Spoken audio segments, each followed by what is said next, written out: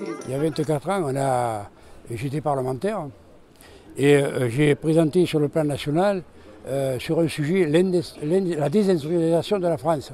Et qu'il fallait chercher des idées évidemment pour avoir un outil où l'entreprise ne peut pas se délocaliser. La région ici se prêtait favorablement à ça puisque, je ne sais pas si vous en souvenez, mais à l'époque on faisait les essais des voitures de rallye sur les voies communales ou départementales. Un arrêté du préfet l'a interdit.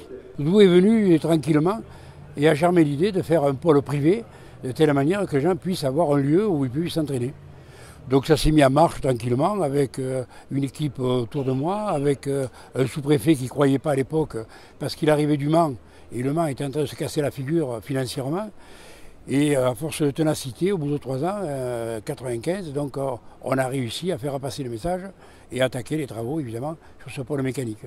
Le pôle mécanique représente à la fois plusieurs choses différentes pour le territoire d'Alès, à la fois des emplois directs, puisqu'ils ont été expertisés. Il y a plus de 1000 emplois directs et indirects qui ont été créés sur le pôle mécanique actuellement, qui sont encore actuellement. Sur la durée de 20 ans, ça fait sûrement plus. Et puis aussi en termes d'image, le pôle mécanique apporte une image nouvelle, moderne, différente du bassin d'Alès, qui à l'époque où nous avons eu cette idée, était un bassin qui souffrait énormément économiquement, avec un très fort taux de chômage et une image très dégradée avec la fermeture des mines. Je crois qu'à l'époque, un peu en avant-première aussi, chacun savait que les véhicules carbonés avaient une fin.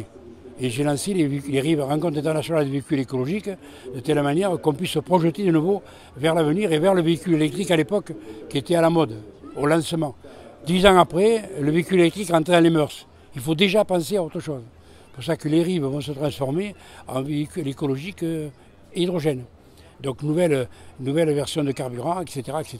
Sans cesse, on renouvelle le circuit, les idées de développement, etc. C'est vrai qu'Alès compte profiter de ce virage pour créer de l'activité autour de ces véhicules propres, ces véhicules écologiques en général, puisque la mobilité c'est essentiel et la mobilité durable c'est encore plus important. Alors mon entreprise, c'est une double entreprise en fait, parce qu'il y a Ducan Engineering, c'est une écurie de compétition automobile qui participe donc au championnat européen Le Mans Series et aux 24 heures du Mans en catégorie LMP2. On revient juste là des 24 heures du Mans. Et dans mon entreprise, il y a une deuxième activité qui est Ducan Automotive, en fait, qui est un constructeur de voitures de course de la catégorie LMP3, donc la voiture qu'on a derrière nous. Et donc ces voitures-là sont maintenant construites, designées, développées et assemblées au pôle mécanique d'Alès. Pourquoi on s'est implanté au pôle mécanique d'Alès? Pour la météo?